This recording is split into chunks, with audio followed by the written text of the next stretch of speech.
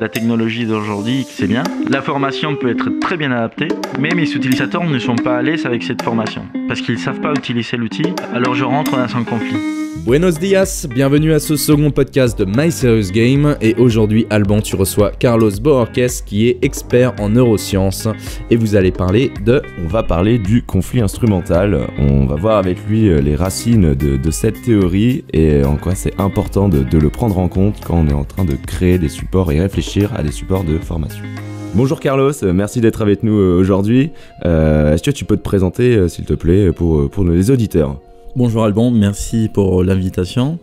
Je suis Carlos Bohorquez, je suis chercheur en neurosciences cognitives à l'Université de Strasbourg. Je suis arrivé chez My Serious Game il y a 3 mois, au mois de décembre de l'année dernière, pour un travail de recherche dans la partie neurosciences cognitives et un travail spécifique dans le conflit instrumental. À propos, pour les racines du conflit instrumental, est-ce que tu peux nous expliquer ce que ça représente réellement et comment ça peut impacter la formation, comment on va faire pour comprendre comment apprennent les apprenants ? Bon, le conflit instrumental, c'est une théorie dans les sciences de l'éducation qui essaye de chercher la méthodologie d'apprentissage la plus appropriée pour que les apprenants puissent vraiment obtenir et monter les compétences. Cette théorie, elle est basée sur des instruments, c'est ce qu'on appelle des conflits, et des instruments aussi qui cherchent à identifier les meilleures pratiques et les meilleures manières de mettre en place un travail d'enseignement. C'est-à-dire d'utiliser les outils les plus pertinents pour un apprentissage. Et donc le conflit instrumental, il se présente chez les apprenants quand un des éléments qui participent à l'apprentissage ne sont pas les plus adaptés ou les plus appropriés pour ce genre d'enseignement. On parle de conflit instrumental à chaque fois qu'un outil informatique ou un outil informatique rentre dans le processus d'apprentissage et il va influencer les apprenants ou la méthodologie ou la didactique. Et donc pour éviter ce genre de conflit, on essaye de trouver une méthodologie qui s'adapte justement aux besoins des apprenants et aussi aux besoins des outils numériques et aux besoins de la méthodologie. Ok, alors concrètement, je suis une entreprise, je cherche à mettre en place une formation pour mes apprenants. Je me balade sur des salons, je vois des stands avec de la réalité virtuelle, du Leap Motion, etc.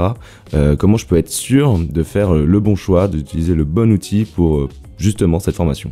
Imaginons que nous sommes une structure de 500 personnes dont un nouveau outil pour l'entreprise arrive. J'ai besoin de former mes employés pour cet outil. Du coup, je vais choisir quelle est la formation la plus adaptée.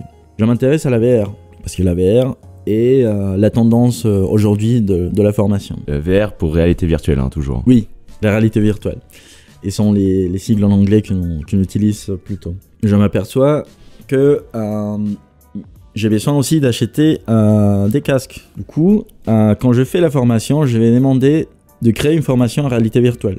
Je vais établir les objectifs de formation. Je vais inclure le sujet pour que les apprenants puissent avoir vraiment l'utilisation de cet outil qui arrive à l'entreprise. Et ce qui m'intéresse, c'est qu'ils suivent correctement l'utilisation de cet outil. Sauf que pour suivre cet exemple, il faut que chaque employé puisse faire l'expérience avec un casque en réalité virtuelle et de la vivre. Mais ce n'est pas le cas parce que je suis une grande entreprise dont les opérateurs ne savent pas utiliser le casque et la réalité virtuelle. Alors, l'outil qui est la technologie d'aujourd'hui, qui est une tendance dans la formation, c'est bien. La formation peut être très bien adaptée, mais mes utilisateurs ne sont pas à l'aise avec cette formation parce qu'ils ne savent pas utiliser l'outil ou parce que l'outil ne peut pas être distribué partout. Alors je rentre dans un conflit parce que j'ai une bonne formation, j'ai un bon outil, mais mes utilisateurs ou mes apprenants ne sont pas à l'aise avec ce type de formation. Comment tu peux m'expliquer les parties prenantes du conflit instrumental, c'est-à-dire les apprenants, les outils et la méthodologie ? J'ai besoin de tenir en compte mes 3 acteurs principaux. Les apprenants, qui sont finalement les utilisateurs de ma formation. La méthodologie, c'est-à-dire comment je vais transmettre ce savoir, comment je vais faire passer ce savoir ou faire monter en compétence mes apprenants, mais aussi quel est l'outil que je vais utiliser. Je reprends l'exemple de la réalité virtuelle. Mon outil, c'est la réalité virtuelle. C'est l'outil numérique, l'outil technologique. Mes apprenants sont les utilisateurs. C'est les personnes qui vont apprendre à partir de l'outil de la VR comment manipuler un nouveau élément qui arrive dans l'entreprise. Mais la méthodologie, c'est justement comment je veux faire passer mes savoirs entre les apprenants en utilisant l'outil. Et donc, c'est un triangle qu'on s'imagine de harmoniser les 3 angles dans le triangle. Comment j'harmonise pour que tout l'ensemble de la formation soit approprié, cohérente et qui facilite surtout l'apprentissage de ces nouveaux outils que je vais inclure dans mon entreprise. Et c'est là justement quand nous, en tant que concepteur pédagogique, ingénieur pédagogique et chercheur, on veut rentrer dans le sujet de dire quelle est la bonne méthodologie alors pour mettre en place. Mais c'est pas que la bonne méthodologie, c'est aussi cette espèce de formule magique qui va me permettre de dire pour tel outil, pour telle formation, pour tel apprenant, il faut que j'adapte le triangle pour que ça donne un résultat positif, mais surtout un résultat satisfaisant. On parle de VR depuis tout à l'heure, et ce conflit instrumental. Est-ce que dans les autres formes, je pense du serious game, du mobile learning, du micro-learning, etc., est-ce qu'on a aussi ce conflit? Est-ce qu'on a vraiment ce conflit pour toutes les formations, pour tous les types de formations, de support? Absolument. Parce que si j'ai une formation en serious game qui va m'expliquer comment je dois mettre en place une formation dans une démarche commerciale, sont un groupe d'apprenants qui sont des commerciaux depuis 20 ans, dont les technologies n'ont pas été jamais incluses pour la formation. Du coup, si je présente une formation sur une tablette, ils vont pas forcément savoir ce qui se passe dans cette tablette. Ils sont pas dans le monde au courant de la technologie. Du coup, il y a un conflit déjà parce qu'ils vont pas être à l'aise dans la formation. Et l'outil n'est pas forcément le plus adapté. C'est un bon outil, par exemple, dans un autre cas, mais pas pour des personnes qui sont plus âgées. Dans ces cas, je pourrais dire, par exemple, on peut faire une formation hybride. C'est une formation qui utilise la tablette, mais qui soit accompagnée par le formateur. Parce que ces genres de personnes ont plus besoin d'un feedback réel par une personne que par une tablette. Et je m'insère de la technologie pour introduire les sujets, pour faire la démarche pédagogique, d'introduire le nouveau concept, de voir comment je vais mettre en place ma démarche commerciale. Mais derrière, j'ai un feedback présentiel qui va me dire écoutez, si vous prenez ce choix, attention parce que vous allez démarrer vers un autre endroit qui n'est pas forcément notre objectif de monter en compétence commerciale. Et donc, c'est ça, là, on fait de l'ambiguïté du conflit instrumental. C'est que pour un contenu donné, il faut que je trouve la bonne méthodologie, mais aussi le bon outil, pour que mes apprenants puissent vraiment obtenir le plus de bénéfices dans cette formation. Bon, je pense qu'on a bien compris le rôle du conflit instrumental. Toi, au sein de My Serious Game, qu'est-ce que tu fais réellement? Comment tu fais pour aider les ingénieurs pédagogiques de My Serious Game pour faire les meilleures formations, les meilleurs supports et éviter que ce conflit instrumental nuise pour les apprenants? Mon rôle principal auprès de la société, c'est de tester cette méthode générique dans la conception des environnements d'apprentissage numérique et de aider à monter en compétence toute l'équipe de My Serious Game pour trouver cette identité propre à l'entreprise, une identité propre en parlant de la méthodologie et l'ingénierie pédagogique. Et c'est de tester cette méthode générique que pour un contenu donné nous permettra de définir quelles sont les bonnes pratiques à mettre en place et aussi à définir les objectifs les plus appropriés pour une formation donnée. En prenant en compte les outils les plus adaptés, en prenant en compte aussi les besoins réels de formation pour les apprenants et pour les entreprises, et comme ça remplir vraiment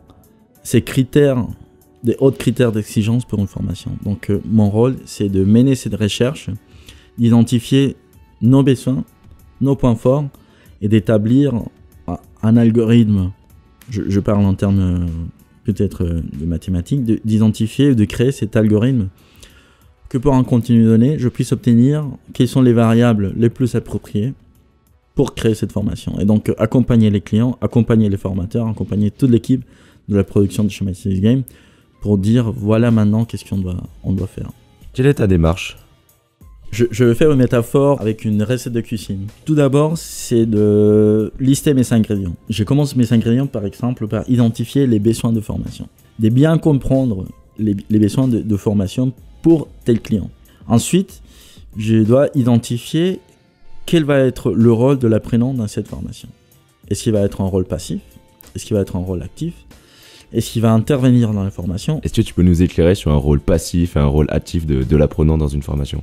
Un rôle passif, c'est l'apprenant qui va tout simplement lire ou écouter un module de formation, qui va regarder, il va cliquer, il se met juste à l'écoute. C'est une transmission de savoir. Quand je parle d'un apprenant actif, c'est cette personne qui va traiter l'information, qui va faire un défi cognitif pour monter en compétence.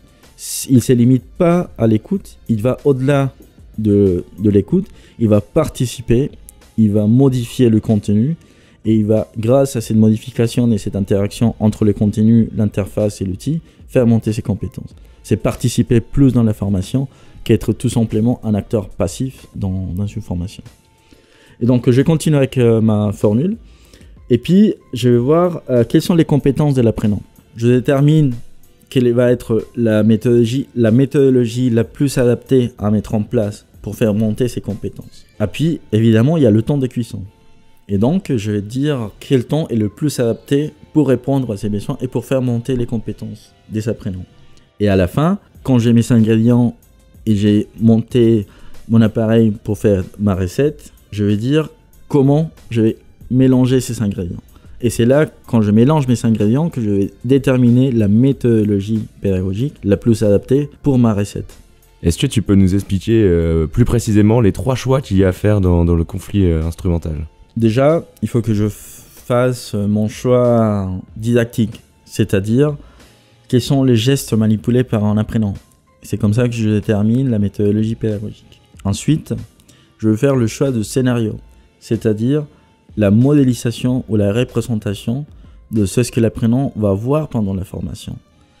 Et ensuite, à la fin, j'ai mon choix d'interface, c'est-à-dire comment l'utilisateur va se déplacer dans cette formation et quels vont être le rôle de l'apprenant dans cette formation. Avec ces 3 choix, je peux identifier mes besoins et je peux construire ma formation en identifiant vraiment quels sont les éléments qui vont intervenir. À partir de ces choix, je commence ma démarche, je peux recommencer ma recette, encore une fois, et déterminer vraiment la méthodologie ou le parcours le plus adapté pour répondre à mes besoins de formation. Et surtout, gagner dans la conception d'une méthodologie qui va faire monter en compétence les apprenants. Et pour conclure, selon toi, Carlos, quelle est la tendance pour 2018? Il y a une qui ressemble plusieurs sujets, c'est les neurosciences cognitives, dans le learning tracking et aussi le big data. On parle vraiment des réseaux neuronaux artificiels qui vont me permettre d'identifier le processus d'apprentissage depuis un point de vue physiologique, mais aussi un point de vue cognitif. Ça, c'est la tendance forte à suivre en 2018 et les années qui suivent. Eh bien, merci Carlos, et à bientôt pour un prochain podcast.